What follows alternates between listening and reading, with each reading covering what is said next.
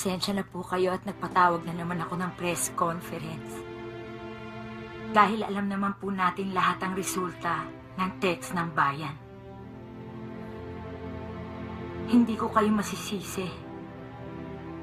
Dahil buhay ng mga anak ko ang pwedeng maglagay ng panganib sa bansang to.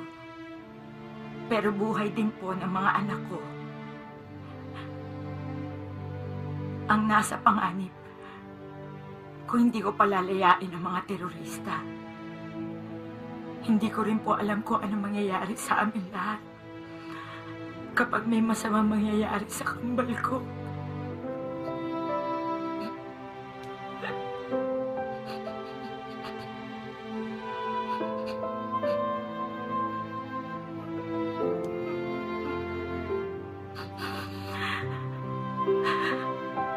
Pasensya na po kayo kasi nanay ako.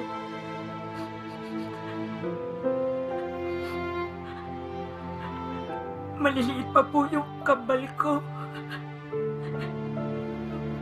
Marami pa po pwedeng mangyari sa buhay nila. Sana ako na lang, hindi sila.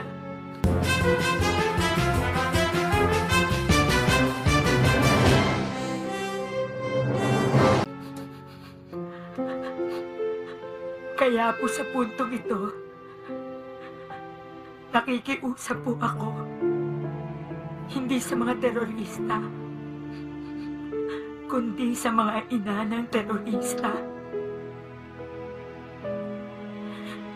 Kasi kapareho kong nanay, alam ko po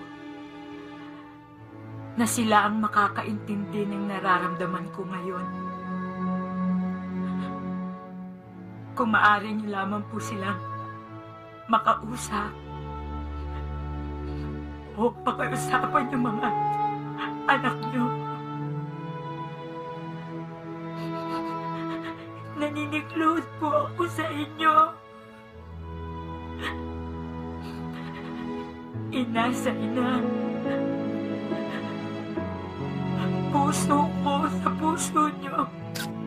Pakiusapan niyo naman po yung mga anak niyo. Nagmamakaawa po ako.